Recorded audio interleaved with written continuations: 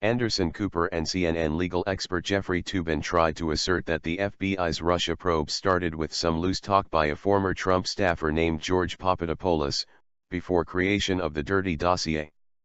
However, their arguments were crushed by constitutional law professor Elizabeth Price Foley. She cited CNN's own reporting that undermined their arguments. See it later in this video.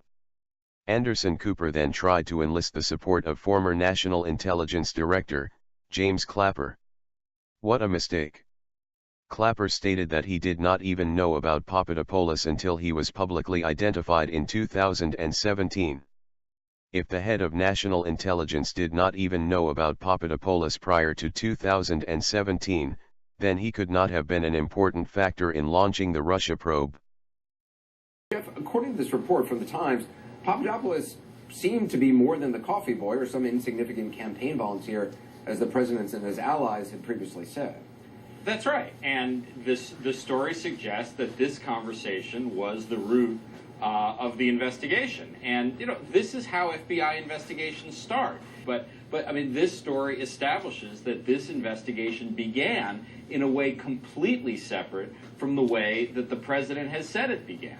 Professor Foley, I mean, if Papadopoulos told others in the campaign at the time that Russia had dirt on Hillary Clinton, could they face a kind of legal implications for knowing about it or not coming forward?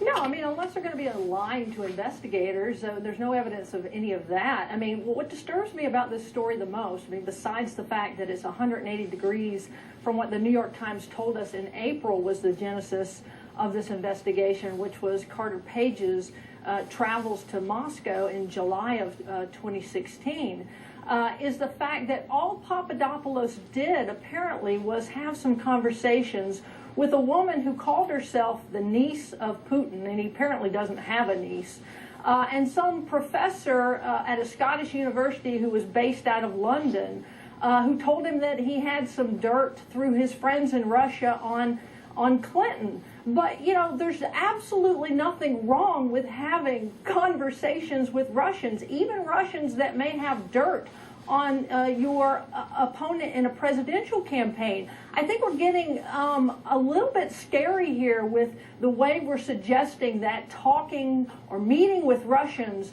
is somehow inherently nefarious. And if those Russians, Professor, if those Russians had connections to Russian intelligence, would you have any concern with that? No, because again, there's nothing. Look, first of all, collusion is not a crime. But so it would be fine for somebody from a campaign to meet with a Russian who had direct contacts with Russian intelligence? Oh, sure, absolutely. There's no crime in that. You can meet with Russians all day. And it is not just meeting with Russians that we're talking about. We're talking about meeting with Russians, and then the Russians released the WikiLeaks tapes, the WikiLeaks emails, which were of enormous benefit to the to the Trump campaign. So it's not the meetings that are illegal. The question is, was there some sort of conspiracy to release information that was stolen from Democrats and then released? That's the legal question, not whether there were meetings that took place. Professor Foley, is that the legal question? Well, I mean, it would be a legal question if there were any facts to suggest that that kind of activity occurred. I mean, look at Papadopoulos. The only thing they got him on was one count of lying to the FBI. And what did he lie about? He didn't actually cover up the fact that he met with this London professor, Professor Mifsud, or this Russian individual who claimed to be the niece of Vladimir Putin. He admitted that he met with him. The only thing he lied about was lying about the timing of when he met with them. Okay, if they had any evidence that he or anyone else in the Trump campaign actually colluded with Russia, had some sort of quid pro quo arrangement, you can be sure that he would not be copying a guilty plea to just one count of lying about the timing of having meetings with them. How do you know what they have? I mean, why are you so sure of this? Because if I'm the FBI and the DOJ and I actually have evidence that Papadopoulos has done something more serious than lying to the FBI, I assume it's my duty to have him plead to that or to charge him with it. No, it's not. That's what they call it, a plea bargain. Is that you let someone plead to lesser charges so that they will cooperate against more important people. You hardly can believe. Let me finish. all you're doing is one at a time. Nobody can hear anybody when you talk innuendo. over each other. Jeff, finish your thought. The idea that they need to charge George Papadopoulos with the most serious crimes because he's the most significant person in the investigation is absurd. He cut a deal and he pled guilty to lying. Now, you don't think apparently it's a very serious lie to the FBI. The FBI apparently feels differently. But the idea that the investigation, that this is all they can prove because this is what the plea bargain was, that can't be true. Okay, Professor Foley. You know that's not what I just said. What I said is if they'd had any information on Papadopoulos, they would have pursued more vigorous charges against him, presumably. Now, if there's any evidence, I'd like to see it. All I've heard about is innuendo. And look at the timing here. On July 7th, Carter Page goes to Moscow to give a speech at a university. On July 19th, this is 2016, Steele submits a salacious dossier to the FBI about some sort of quid pro quo being discussed between Page and Russian oligarchs. He submits that to the FBI on July 19th.